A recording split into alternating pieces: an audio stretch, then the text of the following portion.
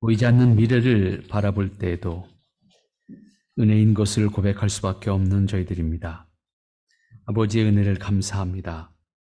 허락하신 시간에 주님의 이름으로 함께 할 수 있도록 허락받은 것도 감사합니다. 아버지 하나님, 하나님 앞에 경배하며 하나님의 은혜를 기뻐하고 또한 하나님의 뜻을 살기를 믿음으로 다짐하는 저희들 되게 하시니 감사합니다. 아버지 하나님, 허락되어진 땅에서의 삶 속에서 하나님의 뜻을 이루어가는 아름답고 귀한 모습으로 저희들이 아버지 앞에 서게 하여 주시옵소서. 이 시간도 하나님의 말씀을 통해서 우리에게 주어진 본분을 다시 마음에 새기고 믿음으로 응답할 수 있는 저희들의 일들이 되기를 원합니다. 주님, 말씀과 함께 우리 안에 계시며 우리를 주장하여 주시옵소서. 예수님의 이름으로 기도하옵나이다. 아멘.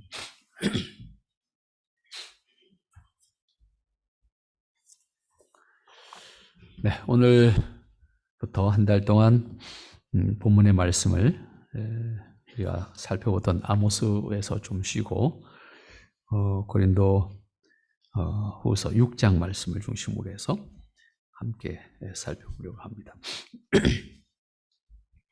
우리가 코로나로부터 조금 자유롭게 되면서 더 느껴지는 것들이 참 많이 있습니다. 그 중에서도 시간이 조금 더 큰 단위로 말하면 세월이 참 빠르다. 단순히 빠른 것만이 아니라 흔히 말한 무상타라고 표현할 수 있을 만큼 참 시간을 걷잡을 수 없이 보냈다, 이런 생각을 하게 됩니다.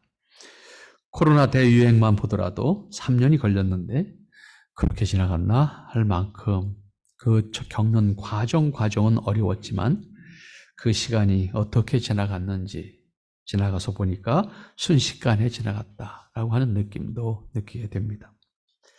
신방을 다시 시작하면서 기록을 보니까 대부분 2019년도 가을이 마지막 신방이었습니다. 2000년도에 혹 몇 가정 문고리 신방이라는 걸 한 것이 전부였습니다. 그런데 3년이 지나갔습니다. 세월이 빠르게 지나가는 것과 함께 느껴지는 것은 그 시간만큼 우리는 얼마만큼 뭘 했나 또 이렇게 돌이켜보면 그 시간이 그런 의미에서 더 빨랐다. 아무것도 한 것도 없는 것 같은데 시간은 지나갔다고 하니까 또 분명히 지나갔고, 이렇게 생각해 보니까 더 그런 생각을 합니다. 그렇게 생각하면서 우리 교회도 온 40년이라고 하는 시간을 머지않아 맞이하게 됩니다. 그만큼 이름의 과정과 그 모습이 있어야 한다라고 하는 생각도 해보면서 참 시간이 또 빠르다라고 하는 것을 생각해 보게 됩니다. 그러한 것들 가운데서 교회라고 하는 또 유기적 공동체를 어떻게 만들어 가야 하는가라고 하는 생각을 하게 됩니다. 지지난주인가요? 어느 날 화요일 날쯤이었습니다. 우리 포럼이 하나 있는데 서울에서 포럼을 하는데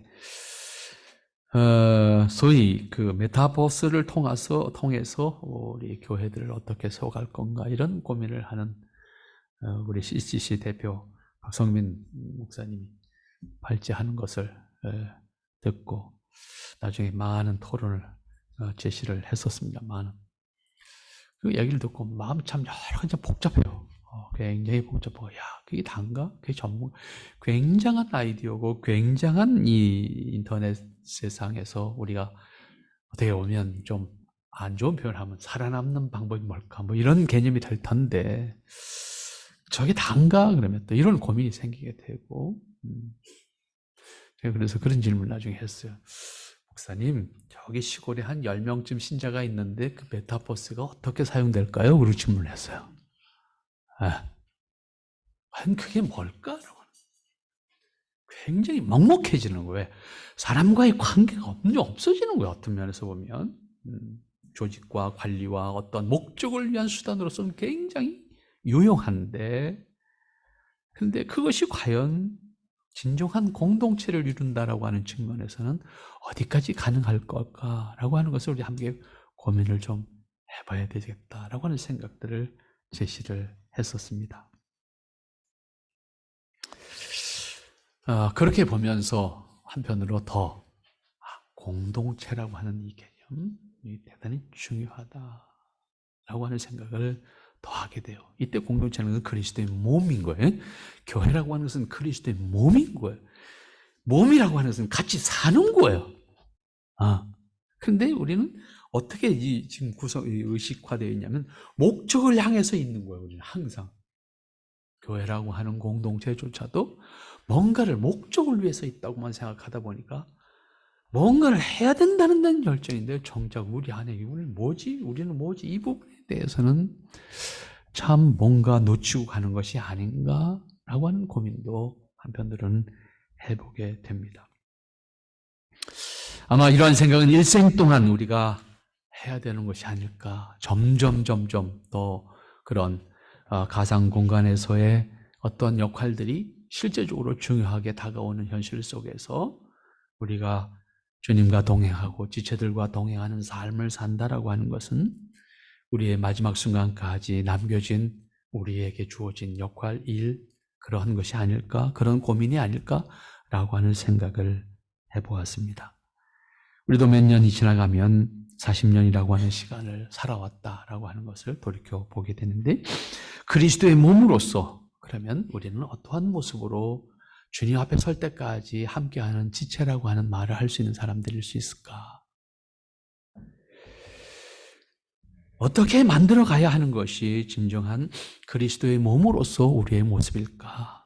이런 생각을 하게 되면서 40년을 앞에 두고 몇 년 앞에 우리가 그 40년이라는 시간을 맞이하는 과정 속에 우리는 어떤 준비를 해야 될까? 이런 생각을 하면서 일단 교회를 좀 더 건강하게 세워가는 것이 필요하지 않겠나 생각을 하게 됩니다. 그래서 우리의 신앙도 점검을 하고 그리고 우리의 교회를 세워감에 있어서 필요한 일꾼은 어떻게 세워져야 될 것인가 라고 하는 것을 이번 한 달 동안 우리가 함께 하나님의 말씀을 통해서 생각해 보면서 배우도록 하겠습니다. 그 말씀으로 택한 것이 오늘 고린도후서 6장 말씀입니다. 오늘 그 첫 번째 시간으로 생각할 것은 1절부터 몇 절만 우리가 상고할 텐데 먼저 1절을 봅니다. 우리가 하나님과 함께 일하는 자로 너희를 권하노니 하나님의 은혜를 헛되이 받지 말라. 바울은 자기를 먼저 고린도 교회에 설명할 때 하나님과 함께 일하는 자로서 너희에게 권한다 이렇게 표현했어요. 그죠? 그러니까 여기서 우리가 하나님의 일꾼은 어떤 사람인가라고 하는 것을 생각해 보면 하나님과 함께 일하는 자, 그죠? 하나님과 함께 일하는 자. 기독교 신앙은 단지 개인의 신앙생활, 즉 교회 다니는 사람으로라는 것으로 온전하게 표현할 수는 없습니다. 왜냐하면 기독교 신앙은 개인의 종교로 생활로 완성되거나 온전한다고 할 수 없기 때문입니다. 기독교 신앙은 예수님을 자신의 구세주로 고백한 사람으로서 하나님의 자녀와 백성의 신분을 확인해야 합니다. 이것이 1단계. 이렇게 복음을 분명하게 그리고 바르게 이해하고 신앙을 고백한 사람이라고 하면 이 땅에 사는 날 동안 우리는 그리스도를 머리로 한 실제의 몸을 이루어서 이 땅에 살아가야 한다는 겁니다. 그것이 허락되는 것이 교회라고 하는 공동체입니다. 이것이 구체적으로 보이는 교회를 이루어야 하는 이유입니다. 이때 보이는 교회와 그 보이는 교회 자체가 곧 우리가 형성하고 있는 교회 자체가 완전하지 못하다는 이유로 그 교회를 부정하게 되면 이러한 사고에서 나오는 것이 무교회주의자들이라고 표현을 하는 겁니다. 그렇게 되면 신앙의 모순에 빠지게 됩니다. 국가나 사회에 대해서도 모순된 자세를 가지게 됩니다. 그래서 무교회주의가 있는 것처럼 무정부주의도 있잖아요. 이런 모순에 빠진다. 근데 정작 자신은 그 정부 안에서 보호를 받고 있잖아요. 이런 모순에 빠지는 모습을 가지고 자기 주장을 하게 되고 자기 신앙이 옳다고 주장하는 그러한 무교회주의적 사고가 형성될 수가 있습니다. 그렇다고 하면 복음과 그리스도의 몸으로서의 교회는 어떻게 존재하고 그 본분과 책임을 다할 수 있을까? 교회라고 하는 유형의 공동체는 그리스도의 몸을 실제로 이루고 있는 것으로서 교회를 형성하는 제도와 일꾼이 필요하고 그로 하여금 교회 자체를 섬기는 일과 교회에 맡겨주신 사명 혹은 본분, 혹은 기능을 감당하는 일을 하게 하는 겁니다. 그렇기 때문에 교회 일꾼은 하나님과 함께 일하는 자이어야 한다라고 하는 의미가 되는 겁니다. 하나님과 함께 일하는, 내가 하는 게 아니에요. 내가 가지고 있는 능력과 나의 어떤 재능만을 가지고 하는 것이 아니라 무슨 능력이든 무슨 재능이 있든 하나님과 함께 하는 자라고 하는 분명한 자기의식이 있는 자이어야 한다는 말씀입니다. 이것은 바울이 자신의 직분을 설명하는 말이지만, 그런데 이 표현을 이해할 때는 우리말이 조금 이렇게도 이해될 수 있고 저렇게도 이해할 수 있는 그런 단어로 표현되어 있습니다만, 하나님이 함께 하는 자라고 하는 의미인지, 그 사람이 하나님과 함께 하는 자라고 하는 의미인지 우리말 표현으로서는 조금 애매합니다. 그런데 여러 가지 번역을 참고해 보면 분명한 자기의식이 있는 사람, 하나님의 일꾼으로서 하나님과 함께 하겠다고 하는 자기 의지가 분명한 사람, 자기 정체성, 자기 위치, 자기 신분에 대한 분명한 의식을 가지고 하나님 앞에 분명히 하나님과 함께 하기를 원하는 사람, 하나님이 일꾼으로 부름받았다고 하는 자기 정체성을 가지고 그 직분을 수행함에 있어서 하나님과 함께 하겠다고 하는 자기 의지가 분명한 사람이어야 한다. 그런 의미로 이해하는 것이 아마 좋을 것 같습니다. 그러니까 일꾼이 자신의 직무를 수행함에 있어서 임하는 자세가 반드시 하나님과 함께 하겠다라고 하는, 하나님과 함께 하겠다라고 하는 자세로 임하는 사람이어야 한다라고 하는 말씀입니다. 내가 경험한 것이 많고 내가 배운 것이 많고 내가 소유한 것이 많다고 하는 것을 통해서 일방적으로 이야기하는 것이 아니라, 바울이 늘 표현할 때 그런 표현을 했잖아요. 내가 출신 성분으로 말하면, 내가 배운 것으로 말하면, 내가 시민권으로 말하면 적어도 나도 이렇게 말할 수 있는 사람이지만 나는 그거 다 뒤로 하고 나는 모든 것을 포기한 사람으로서 하나님의 뜻만을 가르치겠다, 전하겠다, 순종하겠다라고 하는 자기 입장을 분명히 밝히잖아요. 왜? 그것을 통해서 하나님이 하시는 일이기 때문에. 다시 말하면 나는 쓰임받는 자지 내가 주체자가 아니다라고 하는 의미예요. 하나님과 함께 하겠다는 말은 내가 좀 부족하니까 하나님 도와주셔서 그걸로 하겠습니다, 이런 수준의 얘기가 아니고, 나는 하나님 앞에 쓰임받는 자입니다 라고 하는 측면에서 하나님과 함께 하는 자라고 하는 의미입니다. 물론 이미 일꾼으로 부름받은 사람은 하나님이 그를 부르셨다는 것을 전제했을 때 그 직분을 맡기시고 그가 그 직분을 감당할 수 있도록 함께 하십니다. 그러나 임하는 자는 내가 아니라 하나님이 하시게, 나는 그 하나님 앞에 하나님과 함께하는 과정에서 하나님의 쓰임받는 자여야 한다라고 하는 자세로 이해하는 본문의 말씀이 되면 되겠다라고 생각을 합니다.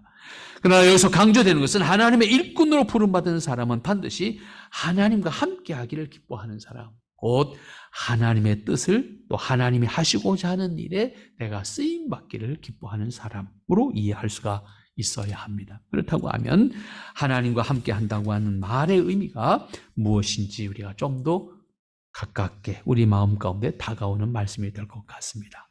자신의 직분이나 자신의 일, 그리고 자신의 생각까지도 자신의 의지로 하는 것이 아니라 언제나 하나님의 은혜로, 그리고 하나님의 뜻대로, 하나님의 기뻐하심으로, 하나님이 기뻐하시는 방법으로, 하나님의 도우심으로 하겠다라고 하는 자세가 하나님과 함께 한다라고 하는 자세입니다.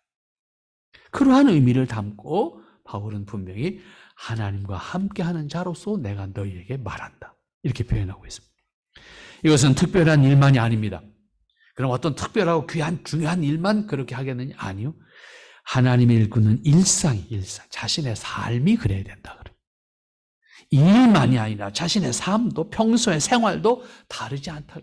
하나님이 기뻐하시는 나의 삶, 하나님이 기뻐하시는 나의 역할, 하나님이 기뻐하시는 모습으로 내게 주어진 일을 감당하겠다라고 하는 그런 의미에서 일생을 하나님과 동행하는 자. 누구도 완전하게 그렇게 사는 사람은 있을 수 없습니다. 중요한 것은 그렇게 살기를 기뻐하고 신실하게 그렇게 살기를 노력하는 사람인가 라고 하는 데서 우리는 답을 찾아야 합니다. 비록 완전하지 못하지만 참으로 순수하게 그렇게 살기를 애쓰는 사람의 모습, 그 모습 속에 아름다움이 있어요. 그 모습 속에 비록 시행착오가 있고 부족함이 있어도 아름다움이 있어요. 소망이 있어요.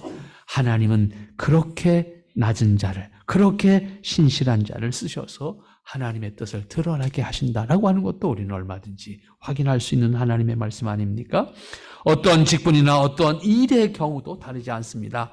하나님의 사람으로 산다는 것은 누구나 그리고 언제나 하나님이 기뻐하시는 대로, 하나님이 함께 하시는 것을 하나님이 기뻐하시는 방법을 통해서 하겠다라고 하는 자기의 삶과 일과 직분에 대한 자기의식을 분명히 가진 사람이어야 한다라고 하는 겁니다. 근데 사실 참 어려운 일, 급한 일, 중요한 일을 결정할 때는 참 힘들어요. 무엇일까? 하나님이 그냥 뚝딱 말씀을 해주시면 참 좋겠는데 그게 안 돼요. 왜 안 되지 아십니까? 그렇게 하면 내 책임이 없어져요. 그럼 내가 사람이 아닌 거예요. 나는 기계가 된다고요. 우리 이걸 착각하면 안 돼요. 우리가 아주 위급할 때는 그러면 얼마나 편해요. 답이 있으니까.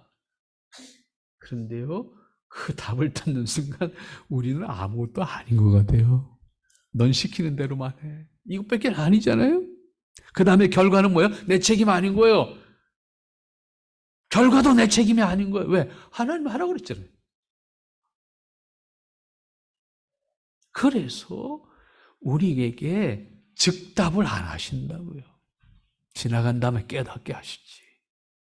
답답하잖아요? 우리를 사람으로 존중하시는 거예요. 그래서 인격이라는 단어를 이해하자는 말을 제가 자꾸 한 거예요. 믿음이 왜 인격이라는 단어로 표현될 수 있을까? 이 말을 자꾸 하는 이유가 여기에 있는 거예요. 하나님은 창조하셔서 마지막까지 우리를 인격으로 대하셔요. 그래서 우리로 하여금 하나님을 알고 하나님을 깨닫고 그분과 동행하고 그분과 함께 하기를 우리의 믿음의 의지로 응답하라는 거예요. 그래서 우리는 때로 굉장히 마음이 힘들 때가 있어요. 하지만 그 과정을 통해서 하나님이 나와 함께 하셨음을 체험하게 돼요. 거기에 감격이 있는 거예요. 나를 존중하시는 가운데 나로 하여금 하나님과 동행하는 자로 살게 하셨다는 사실을 알게 하는 거예요. 그래서 우리는 언제나 하나님과 함께 하기를 기뻐하는 겁니다. 그러한 자세로 우리 공동체 안에서 맡겨진 일을 감당하고자 하는 그러한 일꾼이 우리 안에 있으면 좋겠다. 그것이 바울이 자신의 신분을 제시할 때 사용한 단어다. 이렇게 생각한다고 하면 우리 역시 그러한 차원에서 우리가 기도하면서 우리만을 아니라 하나님의 뜻을 섬기기 위해서 필요한 우리의 일꾼의 모습은 어떤 것일까? 마음에 담을 수 있으면 좋겠습니다. 그 다음에 이어지는 말씀이 하나님의 은혜를 헛되이 받지 말라. 내가 하나님과 함께하는 사람으로서 너희를 권하는데 첫 번째, 하나님의 은혜를 헛되이 받지 말라. 가라사대 내가 은혜 베풀 때에 너를 듣고 구원의 날에 너를 도왔다 하였으니 보라 지금은 은혜 받을 만한 때요 보라 지금은 구원의 날이로다. 은혜를 헛되이 받지 말라 이렇게 표현했습니다. 이걸 바꾸면 은혜를 헛되이 받지 않는 사람, 그죠? 하나님 앞에서 은혜를 헛되이 받지 않는 사람이 우리가 함께하는 공동체 안에서 우리의 역할들을 대신해서 혹은 함께 감당해야 될 일꾼이 아닐까 이런 생각을 해보게 되는 겁니다. 바울은 자신을 하나님과 함께 일하는 자로서 표현하면서 하나님의 은혜를 헛되이 받지 말라고 합니다. 여기서 자신을 하나님과 함께 일하는 자로 표현하는 것은 교회 일을 하는 사람이 가져야 되는 기본적인 자세를 강조한 것이고 동시에 교회 일꾼의 권위는 자신에게 있는 것이 아니라 자신의 능력에게 있는 것이 아니라 자신의 지식에 있는 것이 아니라 하나님께 있다는 사실을 담보하기 위한 말씀이기도 합니다. 그렇다고 자신의 사도로서 권위만 말하고 있는 것이 아니라 사도로서 자신의 본능과 사명을 분명하게 감당하고 있는 것이 이어지는 말씀에서 나타납니다. 그것이 은혜를 헛되게 여기지 말아야 된다. 은혜를 헛되이 받지 말아야 된다. 라고 하는 것입니다. 이것은 신자의 가장 기본적인 자세를 가르쳐주는 말씀이기도 합니다. 당연히 사도 내지는 교회 일꾼이라면 마찬가지로 이 말씀이 적용되어져야 합니다. 일꾼이기 전에 하나님의 은혜를 알고 복음의 권세와 은혜를 안다고 하면, 그리고 자신이 하나님의 전적인 은혜로 구원받은 사람이라고 하는 사실을 고백한 사람이라고 하면 그 은혜를 받은 사람으로서 스스로 합당한 모습이어야 한다라고 합니다. 이건 특별한 사람에게 요구되어지는 것이 아니라 모든 그리스도인이 내가 받은 은혜를 헛되이 여기게 되는 헛된 결과로 드러나는 사람이 되어서는 안 된다라고 하는 것이지요. 구원은 하나님의 은혜로 주어졌고 사람의 입장에서는 그 은혜로 구원을 받았습니다.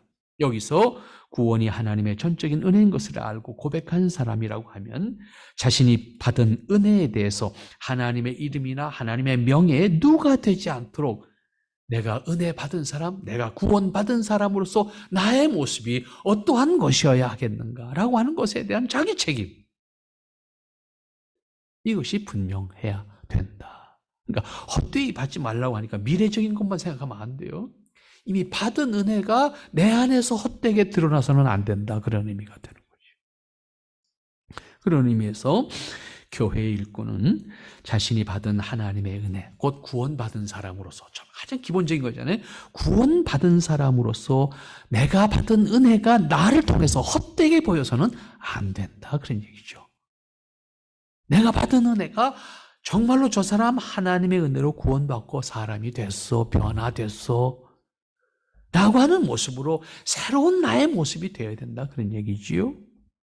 자신이 받은 은혜가 하나님의 은혜임을 고백한 사람이라면 그 은혜가 드러나야 돼. 내가 드러나는 것이 아니고 그 은혜로 변화된 나의 모습일 때에 나를 통해서 드러나는 것은 하나님의 은혜라고 하는 겁니다.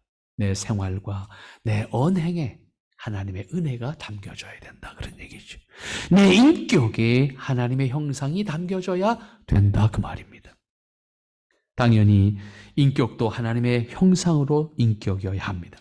자신이 받은 은혜를 자신의 인격으로 담아낼 수 있어야 한다는 말을 드리는데, 바로 하나님의 은혜를 받은 사람으로서 그 은혜가 나의 인격을 통해서 드러나도록 해야 된다, 그런 말입니다.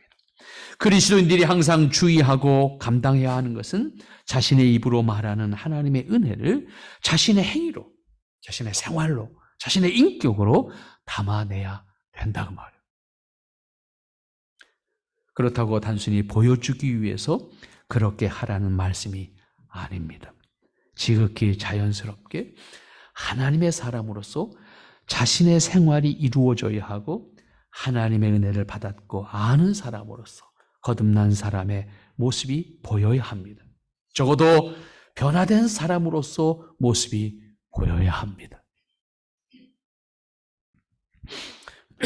제가 요즘에 인천에 우리 평신도 지도자들 가운데 역사에 좀 남길 만한 분들을 골라내서 그분들의 생애를 정리한 책을 편집을 하고 있는 교정을 좀 보고 있습니다. 중인데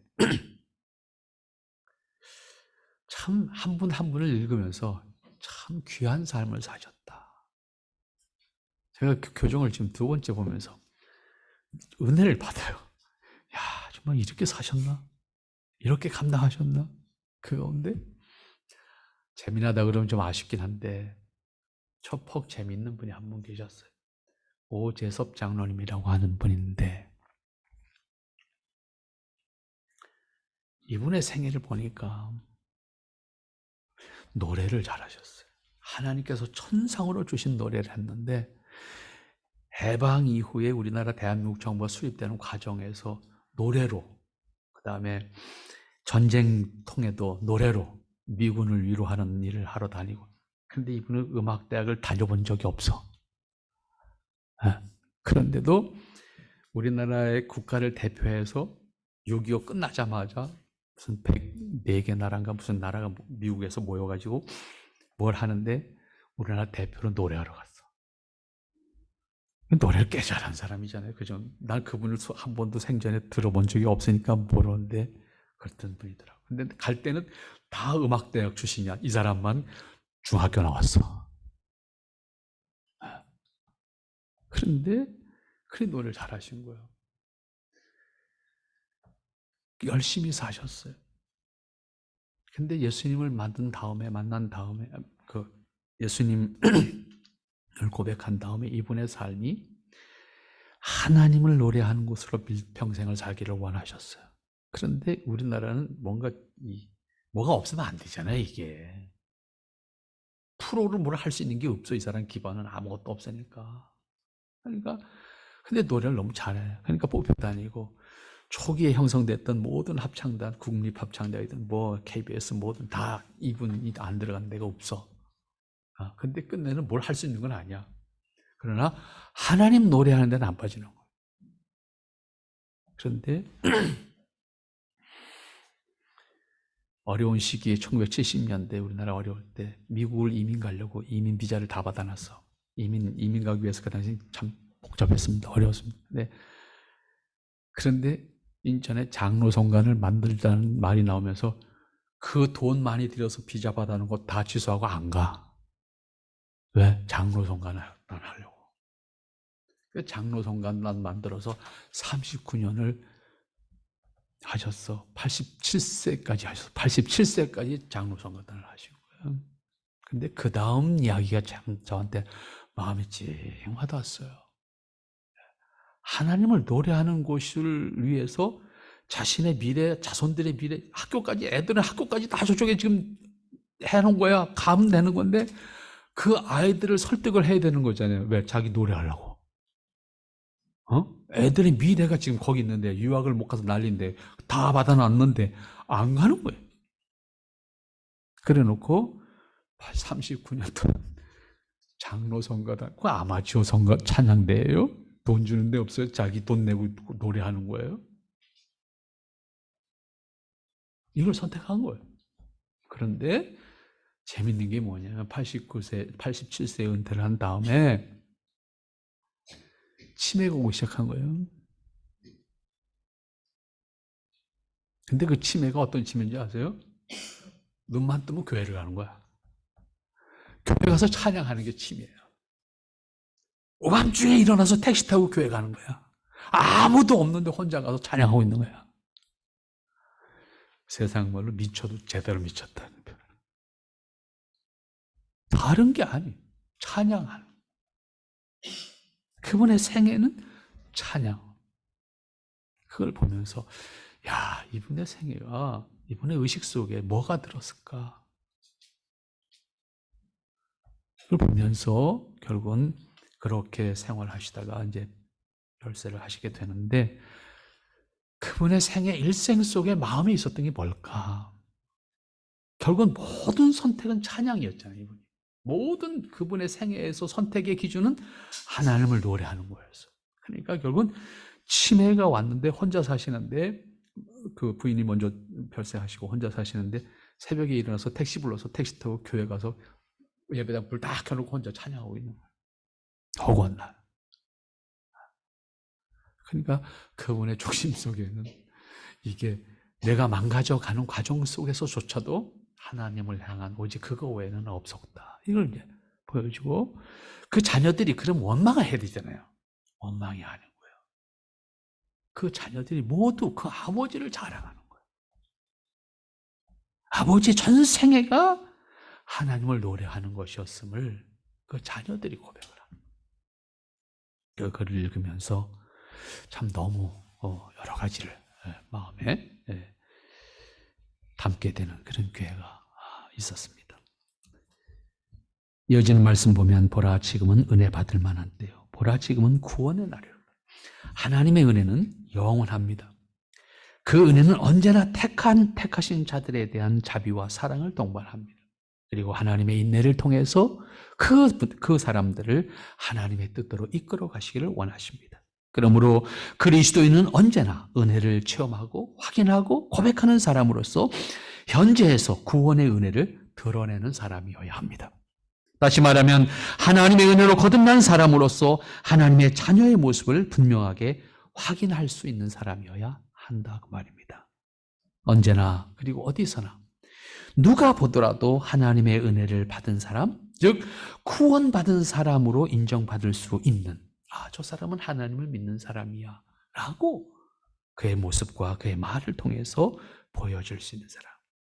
입으로는 은혜를 말하고 구원을 말하여도 정작 은혜와는 거리가 먼 모습을 보인다고 하면 은혜를 받은 사람, 특별히 하나님의 은혜를 받은 사람으로 사람들이 인정하지 못할 때 오히려 하나님께는 누가 되고 그를 통해서 많은 사람들이 실망도 할 수가 있게 될 겁니다.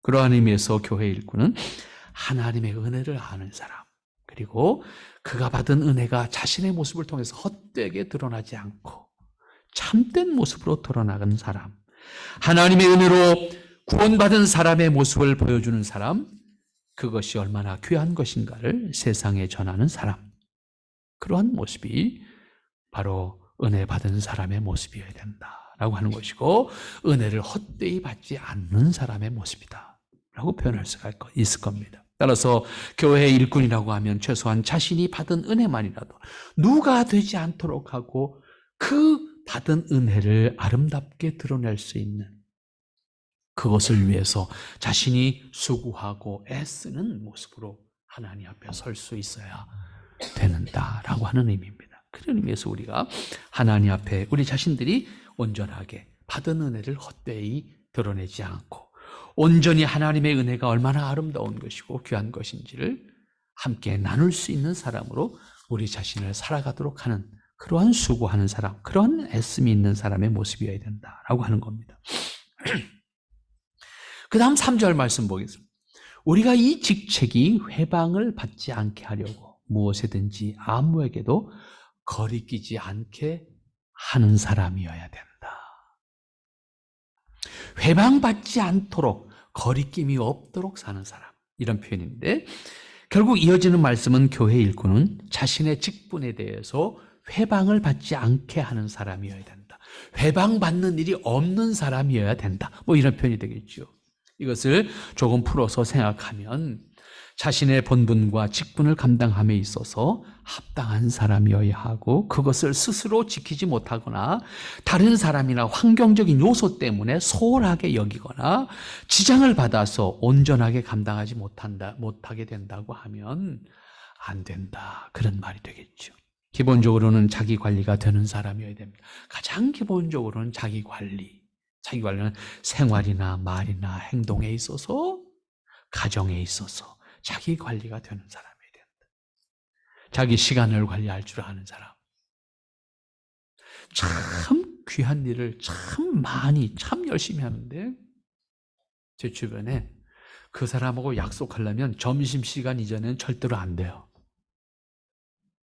왜? 못 일어나. 일어서 나오면 사람이 멍해서 이야기의 대상이 안 돼. 그러니까 생활 패턴이 깨져 있는 거예요. 그러니까 낮에 사람들하고 만나야 돼. 낮에 만나서 얘기할 수가 없는 거예요. 그 사람하고 약속하면 3시 이후에 약속을 해야 돼. 귀하지요. 그분 나름대로 하나의 굉장히 몰두하는 그런 어떤 일들을 하니까 귀하긴 한데, 결국은 혼자 사는 세상이 아니죠. 같이 일해야 돼. 같이 일이 안 되는 거예요. 시간 관리라고 하는 자기 시간 관리죠. 자기 일의 관리, 자기 생활의 관리까지도, 나아가서 습관까지도, 그런 의미에서는 우리의 습관이 우리가 함께 할 수 있는 습관으로 바뀌어져야 한다는 것이죠. 그렇게 감당함으로써 그로 인해서 누가 되거나 사람들에게 본이 못 된다고 하면 안 된다고 하는 의미입니다. 최소한 자신의 본분을 감당하는 사람이어야 하고, 더욱이 하나님의 사랑과 하나님의 은혜로 거듭난 사람이라고 하면 자신의 본분을 감당함으로써 시험이 되거나 다른 사람들에게 본이 되지 못해서는 안 된다라고 하는 말씀이 될 겁니다. 그래서 회방하다라고 하는 단어는 기본적으로 타동사이지만 자신의 본분에 충실하지 못함으로 시험거리가 되거나 직분을 감당함에 있어서 방해되어서는 안 된다는 말씀이기도 합니다. 이러한 경우는 우리가 고위급 정치인들이 취임을 하는 임명을 받는 과정 속에서 우리가 쉽게 확인하고 있지 않습니까? 임명 과정에서 청문회라는 걸 하잖아요. 청문회를 하는데 평소에는 몰랐는데 그 사람의 평소에 몰랐던 것들이 다 드러나면 참 힘들어져요. 그건 본인만 힘든 게 아니에요. 누가 힘들어요? 백성이 힘들어요.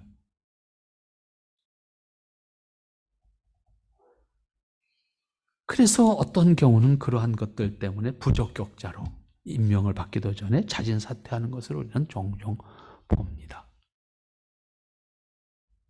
교회 일꾼으로 세워지는 과정에서 우리가 완전할 수는 없지만 거듭난 사람으로서 직분에 합당한 사람으로서 그것을 감당하는 데 있어서 방해를 받는다고 하면 한 사람 혹은 그 개인의 문제가 아니라 공동체 전체가 많이 힘들어지게 될 수 있다라고 하는 겁니다. 그러므로 바울은 무엇에든지 아무에게도 거리끼지 않게 하라.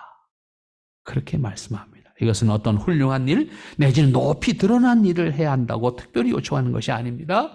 오히려 비판을 받거나 직무를 수행함에 있어서 방해가 될 수 있는 여지가 없도록 자신의 신앙과 생활과 그 모든 영역에 있어서 스스로를 잘 다스릴 줄 아는 사람이어야 한다라고 하는 거죠. 사람들에게 드러나도록 보이는 큰 일을 많이 해야 된다는 것을 강조하는 것이 아니라 가장 기본적인 자기 본분에 충실할 수 있는 사람이어야 된다라고 하는 거죠.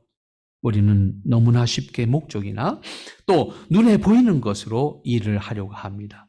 그러나 바울이 간곡하게 말하는 것은 자신의 직분에 회방을 받지 않을 만큼 자신을 스스로 다스리고 자신에게 대해서 신실하고 누구에게든지 거리낌이 없이 신앙의 본분과 도리를 나눌 수 있는 사람이어야 한다. 이렇게 말씀을 하는 겁니다. 그런 의미에서 이 말씀은 다른 쪽에서도 생각할 수가 있습니다. 자신에 대해서 신실한 사람이어야 하는 것과 동시에 다른 사람에 대해서도 회방이나 거침이 되는 사람이어서는 안 된다라고 하는 거죠. 아주 가끔은 자신에게 신실한 것을 기준으로 다른 사람을 비판하거나 다른 사람을 측량해서 자신을 기준으로 해서 행동하려고 하는, 무엇이든지 자신만이 해야 된다고 생각하는 경우도 있습니다. 다른 사람이 할 수 있는 기회를 주지 않거나 비판함으로 하나님의 섭리를 거스리는 경우도 있습니다. 그러므로 여기서 주의해야 될 것은 자신의 말이나 행동 때문에 순수하게 하나님의 뜻을 살고 섬기려고 하는 사람들에게 누가 되거나 방해가 되거나 회방이 되거나 장애가 되어서는 안 된다라고 하는 것이죠. 거듭났고 하나님의 은혜를 아는 사람이라고 하면 오히려 다른 사람들에게 희망과 용기도 줄 수 있는 그런 여유가 우리 안에 있어야 되고, 그러한 모습을 내가 스스로 만들어갈 줄 아는 사람이어야 한다라고 하는 거죠. 교회 일꾼은 언제나 자신 때문에 다른 사람에게 회방이 되는 그런 역할이 되어서는 안 되고 회방의 기회가 만들어지도록 해서는 안 된다라고 하는 것이 또 되겠죠. 내가 비록 못하더라도 다른 사람이 할 수 있는 길을 열어줄 수 있는 사람이 돼야 돼요. 그것은 각각에 맡겨주신 본분과 달란트와 깨달음과 다 다른 거니까 합력해서 선이 이루어지면 되는 거예요. 내가 드러나는 게 아니잖아요. 그것이 내 목적을 단순히 완성하고자 하는 것이 아니잖아요. 하나님의 뜻을 이루어감에 있어서 다양한 역할들과 다양한 본분이 있는 거잖아요. 그러한 깨달음이 우리에게 있으면 함께 이루어져 가는 것을 기뻐할 수 있는 사람이 되면 되는 거예요. 내가 못하더라도 다른 사람이 박수 쳐줄 수 있는 그런 용기가 우리에게 있어야 되는 거예요. 제가 그저께 아산에서 촬영을 했어요. 아산을 촬영했는데 좀 어려운 곳이었어요. 산 꼭대기에 있는 공동묘지가 아니라 묘지를 가는 촬영이었는데 꼭대기 가는 길이 없어져 버렸어요.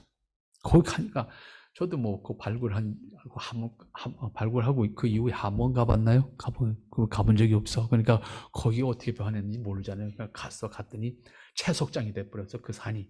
그러니까 밑에까지 공장이 들어와서 드는데 옛날에 갔던 길이 없는 거예요. 길이 막혀서 없어. 그 거기를 내려서 어슬렁거리니까 남의 공장에 들어간 거잖아요. 그러니까 지금 공장에서 난리가 났지. 더더군다나 촬영 장비를 갖고 들어갔는데 이게 뭔 일인지 공장에서 난리가 났지. 그게 야단 맞았어. 야단 작단 맞고 쫓겨났어. 쫓겨나왔는데 저 산을 올라가 있는데 갈 길이 없는 거야. 그러니까 돌아가니까 거기 이제 수목원이 그 반대편 산 쪽에 수목원이 있어요. 수목원인데 그걸 통과하면 갈 수 있을 것 같아. 그 PD가 거기 전화를 했어. 뭐 여러 얘기를 해. 안 된다. 그러니까 PD가 푹푹 죽었어. PD는 나만 믿고 왔는데 나는 가본 지 몇십 년 전이니까 거기 산이 생겼는지 뭐가 생겼는지 모르잖아요. 이렇게 됐어. 그 PD가 전화하고 있는 사이에 저는 옆구리를 쭉 분명히 이쪽으로 내려오는 길이 있었는데 그러고 갔더니 길이 없는데 결국은 그 수목원에 일하는 길이야. 그 길이. 네, 그러니까 일반인 출입 금지라고 써 있어. 딱 보니까 일하는 사람들이 있어. 근데 다 여자들이 그 꽃 관리하는 일만. 근데 남자가 카트를 하나 끌고 와. 불러서 물어봤어. 내가 저 산 꼭대기에 무덤을 좀 가려고 하는데 당신 그 무덤 아냐? 그랬더니 안 돼. 본 적 있냐? 본 적은 없대. 말만 들었대 자기도. 내가 거길 좀 가려고 그러는데 좀 갈 수 없겠냐? 그랬더니 타래. 이걸 타래. 아니 근데 나 혼자가 아니다. 여기 장비가 좀 있다. 같이 가야 된다. 기다리겠대.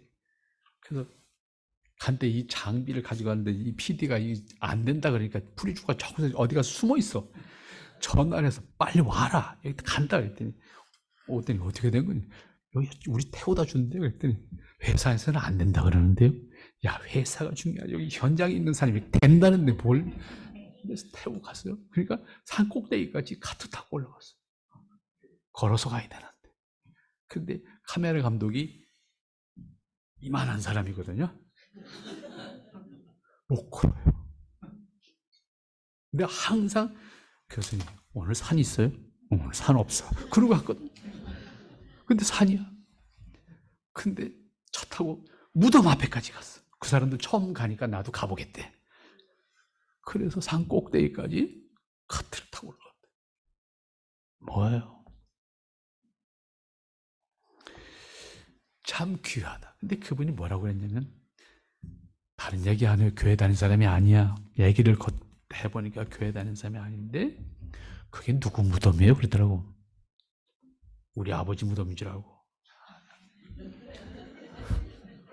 그게 독립군 무덤입니다. 그랬더니 아유 그럼 좋은 일 하시는데 태워다 드려야 돼. 이 답이 나온 거예요.